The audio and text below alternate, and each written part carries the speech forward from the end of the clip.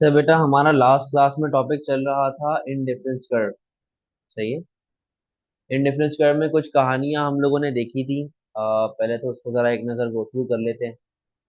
हम लोगों ने बेटा उसको लिंक क्रिएट किया था अपने यूनिटरी इलास्टिक कर्व के साथ, जहाँ पे मैंने बताया था कि रेक्टेंगुलर हाइपरबोला बनना होता है और दोनों साइड्स ऑलमोस्ट बराबर होती हैं और वो सेम चेंज आ रहा था दोनों के बीच में।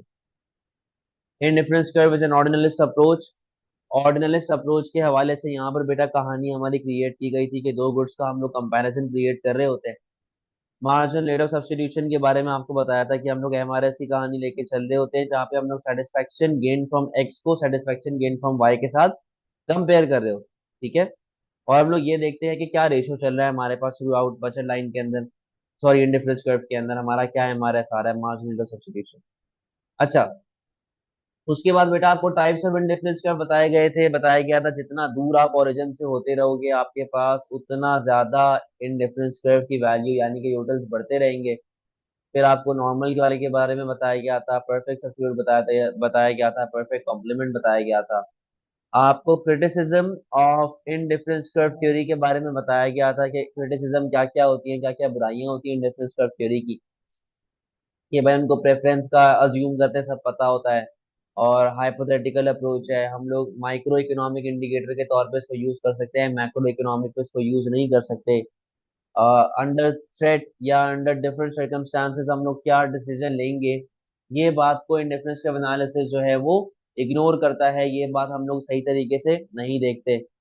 फिर आपको बताया गया था why two indifference curves do not cross each other, ये वाली कहानी भी आपको पूरी बताई गई। सही है। आज बेटा हम लोग अपनी कहानी को फर्दर आगे बढ़ाएंगे और हम लोग अभी डिस्कस कर रहे हैं व्हाट इज बजट लाइन। सही है। तो बेटा हमारा टॉपिक जो आज का है वो है व्हाट इज बजट लाइन और इक्विलिब्रियम कैसे क्रिएट होता है। बजट लाइन पे जाने से पहले आपको एएस का वापस से एक टॉपिक में रिवाइज करवाना चाहूंगा। जी मायरा।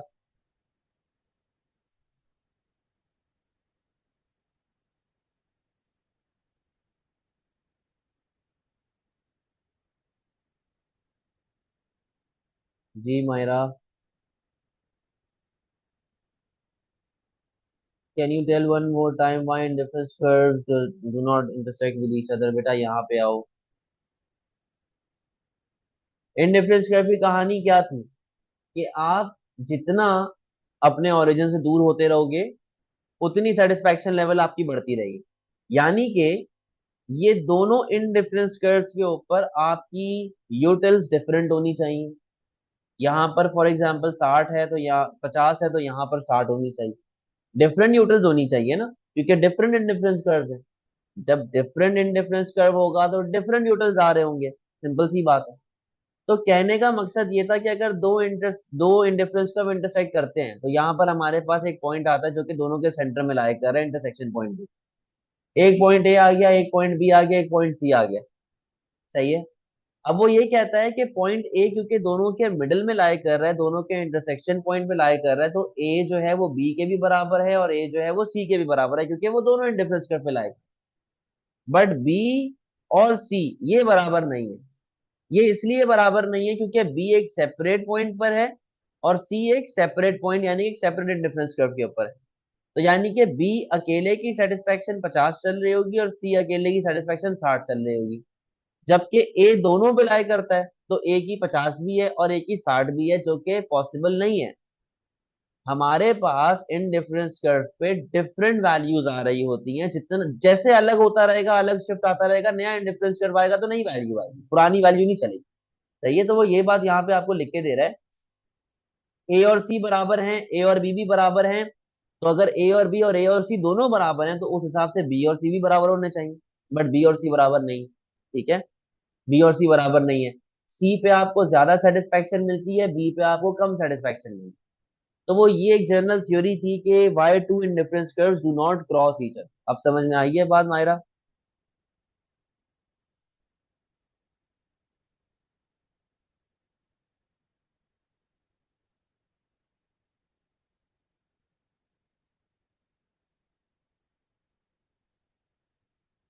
चले आगे बात करते हैं। हम लोग स्टार्ट कर रहे हैं बजट लाइन का टॉपिक, और बजट लाइन के ऊपर बेटा हम लोगों ने बहुत आराम से और डिटेल में डिस्कशन करनी है। पहले मैं जरा एएस का एक टॉपिक यहाँ पे बता दूं, जिसके साथ मैं इसका लिंक क्रिएट करूंगा। तो जो हमारा एएस का टॉपिक यहाँ पे आएगा, उसका नाम है production possibility curve. Production possibility curve, सही है, प्रोडक्शन पॉसिबिलिटी कर्व। और अगर आपको ये टॉपिक याद हो, जिन्होंने मुझसे एएस पढ़ा हुआ है, उनको तो बहुत डिटेल में और बड़े सुकून से मैंने बताया था कि ये एक ऐसा पॉइंट है, ये एक ऐसी बाउंड्री है जो आपको आपके मुल्क की औकात बता रही होती है, सिंपल टर्म में। क्योंकि देखो, कोई भी चीज जो दुनिया में है उसकी कोई ना कोई औकात है। एक मशीन है, कोई ना कोई औकात होगी। आपकी गाड़ी अगर 200 किलोमीटर पर आवर से ज्यादा तेज नहीं चल सकती, तो वो उसकी औकात है, ये उसकी लिमिट है। वो 200 के ऊपर नहीं जा सकती। आप उसके अंदर कितना भी पेट्रोल भर लो, कितना भी अच्छा ऑयल डाल लो, उसकी कितनी भी ट्यूनिंग करवा लो, वो 200 किलोमीटर के ऊपर नहीं जाएगी, क्योंकि उसकी औकात ही नहीं। वो लिमिटेड है ना वहां पर, अपने पोटेंशियल पे, अपनी औकात पे। तो यहाँ पे आओ भाई, एग्जाम्पल लेके चलते हैं। फॉर एग्जाम्पल, मेरे पास एक मशीन है, और मैं उस मशीन से टी शर्ट बनाता हूँ। ठीक है, मैं टी शर्ट प्रोड्यूसर हूँ। यहां से मैं अपनी डायग्राम को लिंक करूंगा। मेरे पास दो गुड आते हैं, गुड वाई और गुड एक्स। पीपीसी में भी यही हिसाब किताब चल रहा होता है, कंज्यूमर गुड, कैपिटल गुड, या गुड एक्स गुड वाई। और ऐसे आपकी औकात बनी हुई होती है। सही है, ये आपका आ गया पीपीसी। सुनो भाई, मेरे पास एक मशीन है जिसकी औकात ये है कि मैं अगर उसको प्रॉपर तरीके से यूटिलाइज करूं, अगर मैं उसको प्रॉपर तरीके से उस पर काम करूं, उसको चीजों को लेके चलूं, तो मैं दिन की 1000 टी शर्ट्स प्रोड्यूस कर सकता हूं। अगर मैं इसको प्रॉपर तरीके से यूज करूं, बिना वेस्टेज के, बिना उसके ऊपर जोर जबरदस्ती किए, मैं तरीके से इस्तेमाल करूं, तो मैं 1000 यूनिट प्रोड्यूस कर सकता हूं। यानी कि ये मेरे मशीन की क्या है, औकात, या फिर लिमिट। या फिर अगर इकोनॉमिक टर्मिनोलॉजी में इसको देखा जाए, तो बेटा ये क्या कहलाया जाएगा, ये कहलाया जाएगा आपका पोटेंशियल। ठीक है, ये कहलाया जाएगा आपका पोटेंशियल। यानी कि point B, point C, point D, इस लाइन पे मैं कहीं भी ऑपरेट कर लूं, इसका मतलब क्या है कि मैं अपने पोटेंशियल पे ऑपरेट कर रहा हूं। मैं परफेक्ट एलोकेशन ऑफ रिसोर्सेस कर रहा हूं। मैं कोई वेस्टेज ऑफ रिसोर्स नहीं कर रहा।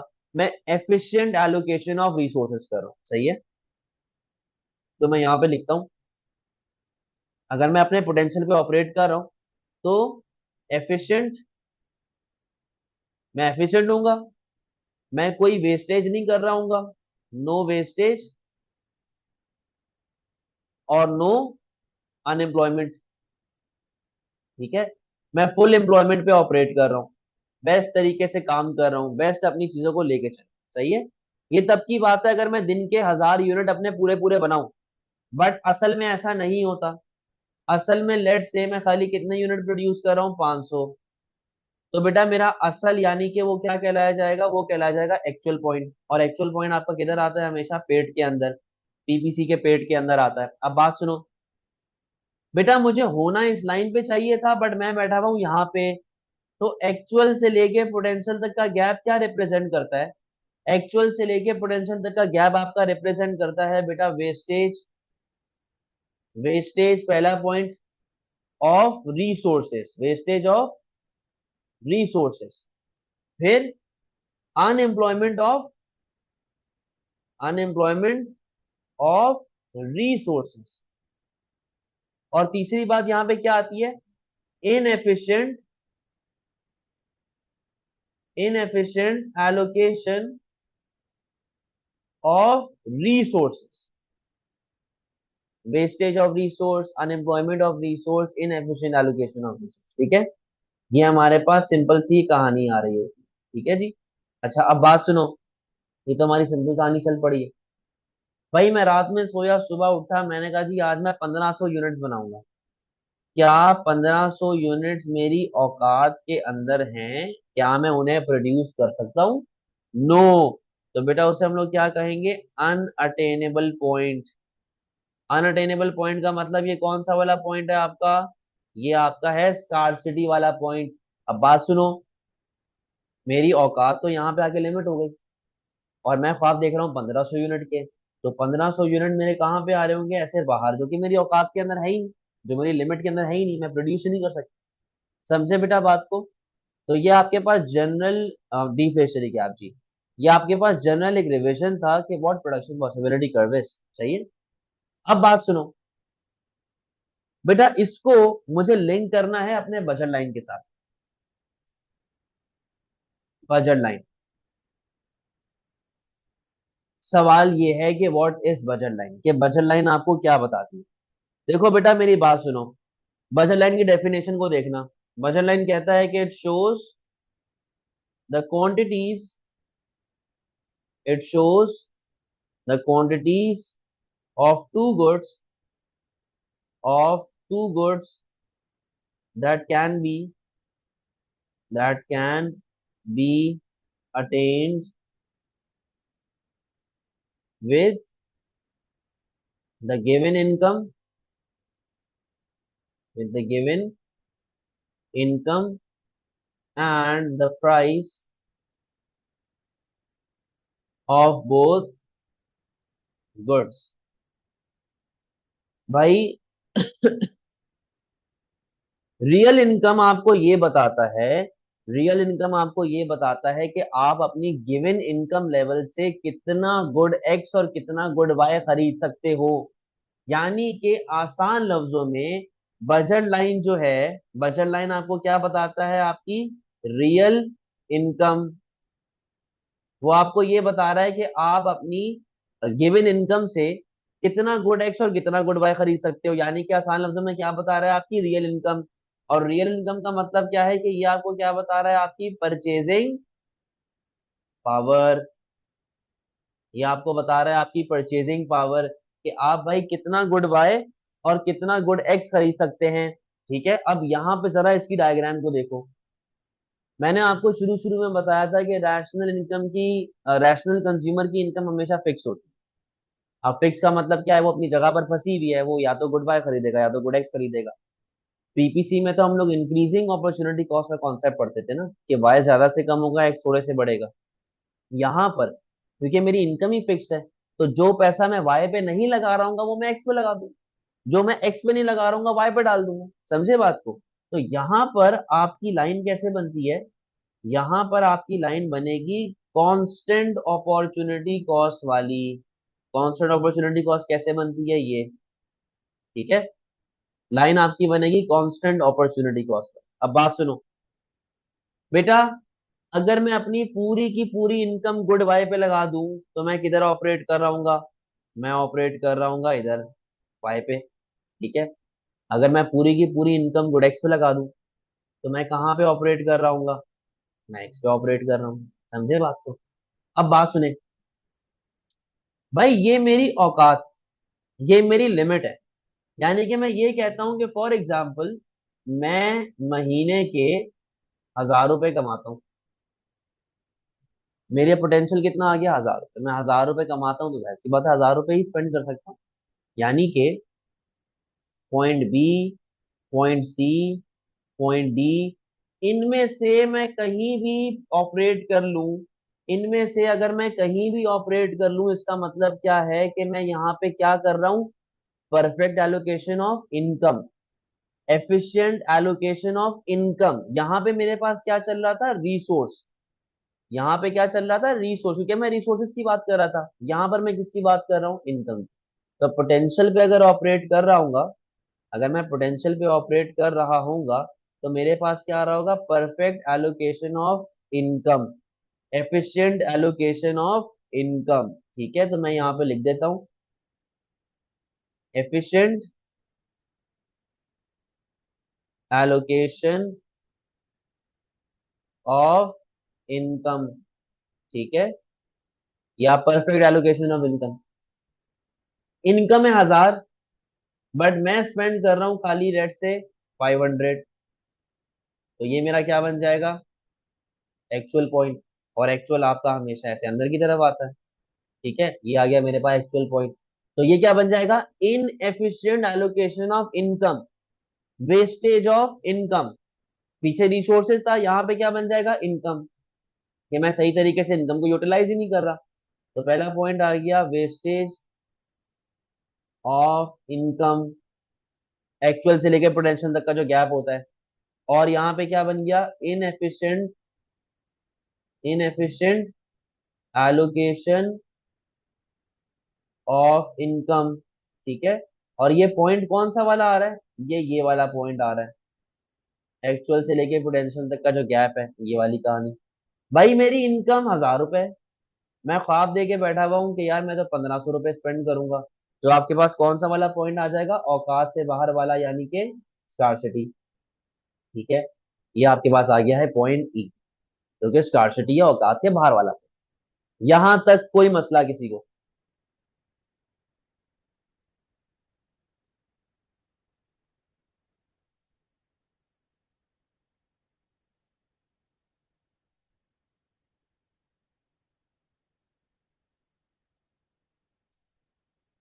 चलो शाबाश, अब बात सुने।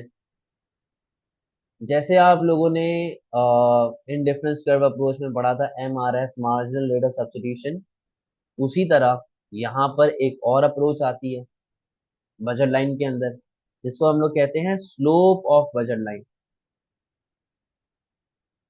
Slope of budget line. अच्छा, अगर आप लोगों को रैशनल कंज्यूमर का फॉर्मूला याद हो, रैशनल कंज्यूमर का मैंने एक फॉर्मूला आप लोगों को बताया था, वो क्या था, MU over price, marginal utility over price. तो सेटिस्फैक्शन पर प्राइस मेरे पास आती है, ठीक है, इससे मेरे पास क्या आती है, सेटिस्फैक्शन पर डॉलर। मेरे पास क्या आती है इससे, सेटिस्फैक्शन पर डॉलर, सही है।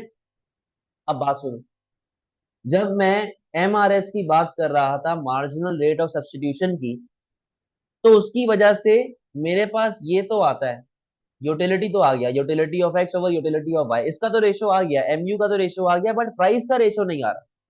जो मेरा प्राइस का रेशो है ना, जो मेरे पास ये वाली फिगर है, वो मैं निकालूंगा यहां से। क्यों? क्योंकि बचत लाइन क्या बताती है, रियल इनकम। और रियल इनकम का फॉर्मूला क्या होता है, रियल इनकम का फॉर्मूला होता है nominal income, nominal income percentage minus, यही फॉर्मूला होता है। बेटा इन्फ्लेशन का मतलब क्या होता है, प्राइस।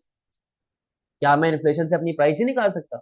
मैं बिल्कुल अपनी प्राइस निकाल सकता हूँ भाई। फॉर एग्जाम्पल ना, ऐसे समझो, मैंने 100 रुपए की 10 पेंसिलें खरीदी। भाई मेरी बात को सुनना, मैंने 100 रुपए की 10 पेंसिलें खरीदी, एक पेंसिल की प्राइस है 10 रुपए। मैंने 100 रुपए की 10 पेंसिलें खरीदी, एक पेंसिल की प्राइस है 10 रुपए। तो बेटा मुझे ये बताओ, मैंने कितनी इनकम उस पर लगा दी? मैंने अगर 100 रुपए की पेंसिल ली है तो 100 रुपए की इनकम लगाई होगी, ऐसा ही है ना। या एग्जामिनर अगर ऐसे पूछ ले कि भाई मैंने इस पेंसिल के ऊपर 100 रुपए की इनकम स्पेंड की, मैंने इस पेंसिल के ऊपर 100 रुपए की इनकम स्पेंड की, एक पेंसिल की प्राइस है 10 रुपए, तो मुझे ये बताओ कितनी क्वांटिटी खरीदी? आप बोलोगे 10 यूनिट खरीदे, फजूल से सवाल पूछ रहे हो। कहने का मकसद ये है कि जब आप किसी भी चीज के ऊपर अपनी इनकम स्पेंड करते हो, आप इनकम स्पेंड करने के बाद ये चीज देख सकते हो कि उसकी प्राइस क्या चल रही है। मेरी बात समझे? मैंने कहा कि अगर मैं इस पेंसिल के ऊपर कुछ खर्चा करता हूँ, 100 रुपए लगाए, 200 रुपए लगाए, 300 रुपए लगाए, तो मैं वो पैसे लगाने के बाद ये चीज आइडेंटिफाई कर सकता हूं कि इस गुड की प्राइस क्या थी। ऐसा है कि नहीं है? तो मैं बजट लाइन को यूज करूंगा, अपनी रियल इनकम को यूज करूंगा to calculate what, to calculate inflation, to calculate the impact of price level, ताकि मैं ये फाइनल फॉर्मूले के ऊपर पहुंच जाऊं। तो स्लोप ऑफ बजट लाइन क्या बताता है? स्लोप ऑफ बजट लाइन आपको बताता है कि आपने कितने रुपए का गुड बाय लिया और आपने कितने रुपए का गुड एक्स लिया, यानी कि आपने कितनी इनकम गुड बाय पे स्पेंड की और कितनी इनकम गुड एक्स पे स्पेंड की, to identify what is the price of good Y and what is the price of good X. तो स्लोप आपके पास कैसे चल रहा होगा, P Y over P X, कोई मसले वाली बात, price of Y over price of X, कोई प्रॉब्लम?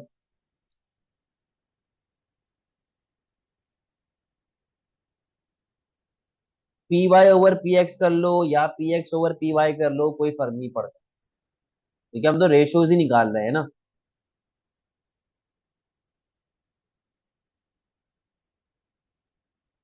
गुड। चलो, अब हम लोग पहुंचेंगे अपने इक्विलिब्रियम की तरफ। मैंने आपसे कहा था कि थ्योरी ऑफ डिमांड पूरा कनेक्टेड होता है फर्स्ट क्लास से लेके आखिरी क्लास तक, आगे आने वाले जितनी भी क्लासें हमारी होंगी, जब तक थ्योरी ऑफ डिमांड चलेगा, सब कनेक्टेड है। तो बेटा जरा चीजों का रिवीजन रखें, चीजों को रिवाइज करते रहें। हम लोग यहाँ पे भी बात कर रहे हैं टू कमोडिटी इक्विलिब्रियम के ऊपर। टू कमोडिटी इक्विलिब्रियम के, what is two commodity equilibrium? सुनना जरा, आप लोगों को मैंने एक टर्म सिखाई थी जिसको हम लोग कहते हैं इक्वी मार्जिनल प्रिंसिपल। सही है, मैं उसकी तरफ जाने की कोशिश करूंगा, जरा मेरे साथ रहना, इधर आओ। भाई यहाँ पे आ गया आपके पास गुड वाई। सही है, यहाँ पे आ गया आपके पास गुड एक्स। ये आपके पास आ रही है इंडिफरेंस कर्व। सही है, ये आपने लिखा ए बी, ये इंडिफरेंस कर्व आ गया। ओ सॉरी, ये बजट लाइन आ गई, सॉरी, ये बजट लाइन आ गई ए बी। ये आपके पास बजट लाइन आ गई, इसको लेबल करना जरूरी है कि ए बी फिलहाल चल रही है।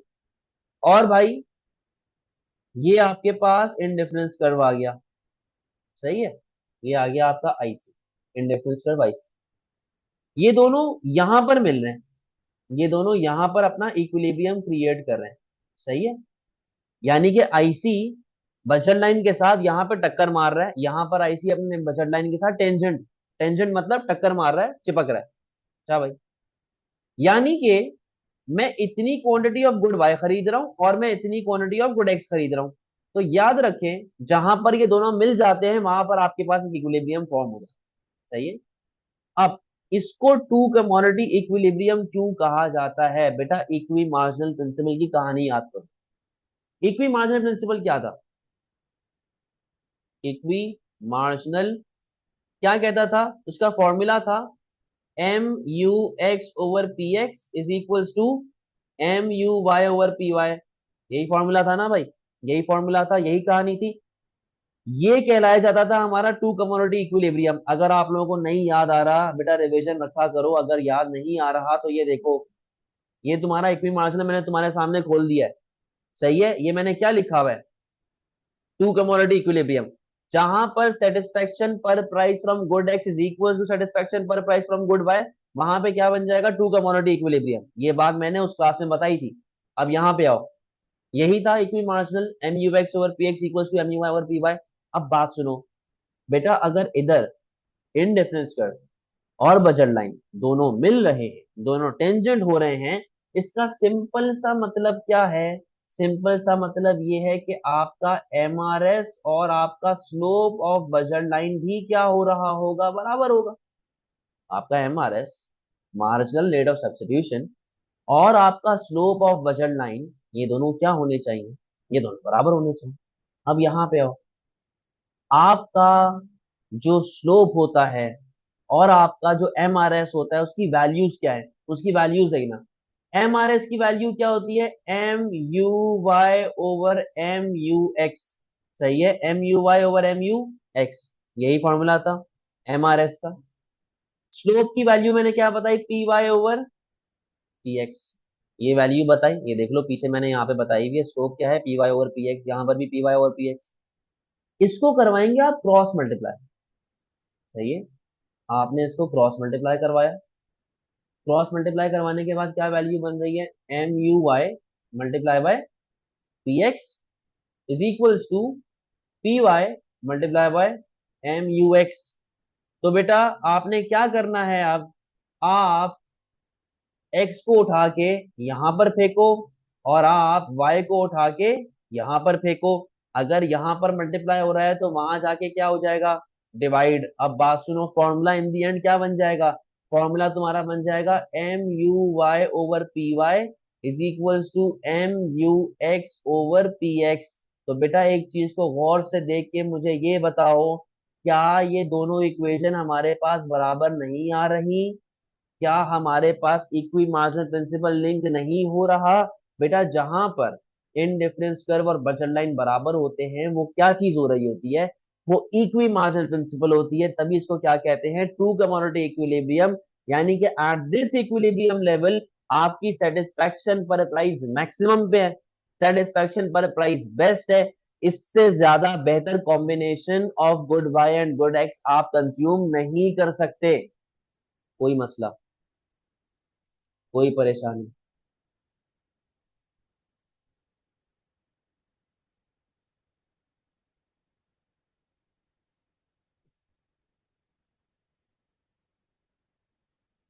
Very good. अच्छा, ये एमसीक्यू रिलेटेड केस आप लोगों को करवाना है, एमसीक्यू में आ सकता है वो, इसी पेज पे कर लेता हूँ, चलो इसको थोड़ा छोटा कर लेता हूँ।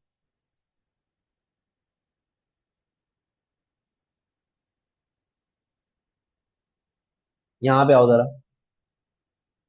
भाई आपके पास एग्जामिनर ऐसा एक केस बना के देता है, यहाँ पे आया आपके पास गुड वाई, यहाँ पे आया आपके पास एक गुड एक्स, ये आपकी एक बजट लाइन चल रही है, ठीक है, ए बी, और आपके पास चार इंडिफरेंस कर्व्स आ गए, एक ऐसा आ गया, एक ऐसा आ गया, एक ऐसा आ गया, और एक ऐसा आ गया, ठीक है, चार इंडिफरेंस कर्व आ गए, आई सी, IC1, IC2, IC3। मुझे ये बताएं मुझे कहां पर ऑपरेट करना चाहिए,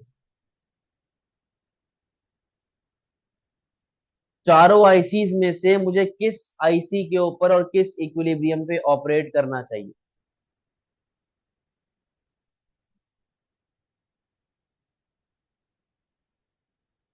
IC3? अरे IC3 यानी कि ये वाले आईसी की आप बात कर रही है?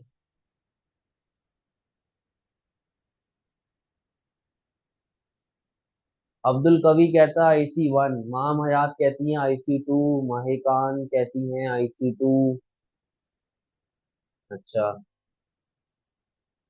अच्छा चलो ये एक बात ये समझो कि आईसी और IC3 ये तो बकवास है, ये तो एक्चुअल पॉइंट है, यानी कि आप इन एफिशिएंट एलोकेशन ऑफ इनकम कर रहे हो। IC3 आपकी औकात के बाहर है, यानी कि ये वाला पॉइंट तो ये तो आप अचीव कर ही नहीं सकते। आपके पास तीन पॉइंट्स आ रहे हैं, आपके पास तीन पॉइंट्स आ रहे हैं, मैं आपको आइडेंटिफाई कर देता हूँ। एक ये आ रहा है पॉइंट ए, ये आ रहा है पॉइंट बी, और ये आ रहा है आपके पास पॉइंट्स। तो मुझे बताओ कहाँ पर ऑपरेट किया जाए?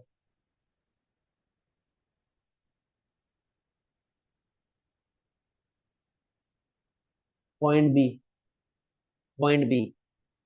अब अगर मैं लॉजिक पूछ लूंगा कि पॉइंट बी पे क्यों ऑपरेट करना है, पॉइंट ए और सी पे क्यों नहीं ऑपरेट कर सकते, किसी के पास लॉजिक नहीं होगी, क्योंकि सबने यहाँ पे रट्टा लगा लिया कि भाई टेंजेंट होता है तो ये बेस्ट है, यही इक्विलिब्रियम है। यही लॉजिक आप लोगों की चल रही होगी ना कि जहां पे टेंजेंट हो गया वो बेस्ट है, भाई वहां पर अपने पास इक्विलिब्रियम आ जाएगा। बेटा मेरी बात सुन, एट एनी पॉइंट जहां पर इनडिफरेंस कर्व और बजट लाइन आपस में टकरा रहे हो, इंटरसेक्ट कर रहे हो, क्रॉस कर रहे हो, वो आपका इक्विलिब्रियम है। ये तीनों आपके इक्विलिब्रियम, सही है, ये तीनों इक्विलिब्रियम हैं। सिर्फ बी एक वाहिद इक्विलिब्रियम नहीं है, पॉइंट ए भी इक्विलिब्रियम है, बी भी है और सी भी है। आप तीनों में से कहीं भी ऑपरेट कर सकते हो, बट आप कौन सा ऑप्शन चूज करेंगे? आप ऑप्शन बी चूज करेंगे। वजह, इसके पीछे वजह, बेटा आपको मैंने बताया था कि जितना आपका इंडिफरेंस कर्व आगे बढ़ता रहता है आपकी सेटिस्फैक्शन लेवल उतनी बढ़ती रहती है। अब ये देखो, अगर यहाँ पर मेरे पास 50 होगी ना, यहाँ पर मेरे पास 50 होगी, तो यहाँ पर कितनी होगी, 60, यहाँ पर कितनी होगी, 70, यहाँ पर कितनी होगी, 80। मैं पॉइंट बी पे इसलिए नहीं ऑपरेट कर रहा क्योंकि वो इससे मिलता जुलता कर्व है और वो टेंजेंट होकर टकरा के जा रहा है। बेटा ए और बी भी, ए और सी भी इक्विलिब्रियम बना रहे हैं। मैं पॉइंट बी पर इसलिए ऑपरेट कर रहा हूं क्योंकि the further I move my indifference curve away from origin, जितना मेरा इंडिफरेंस कर्व ओरिजिन से दूर जाता रहता है उतना सेटिस्फैक्शन रेट भी क्या होता रहता है, बढ़ता रहता है। IC2 पे IC1 के मुकाबले में ज्यादा सेटिस्फैक्शन रेट है, मैं इसलिए बी को प्रेफर करूंगा over point A and point C. तो इसके पीछे ये लॉजिक नहीं है कि चलो भाई ये भी टेंजेंट हो रहा है तो ये भी टेंजेंट हो रहा है, आंसर आ गया। नहीं, ये रेक्टाफिकेशन है, ये चीज नहीं हो रही है। लॉजिकली देखो, IC2 की सेटिस्फेक्शन 1 से ज्यादा होगी, इसीलिए मैं 2 को प्रेफर करता हूं ओवर 1। कोई मसले वाली बात, समझ गए कहानी।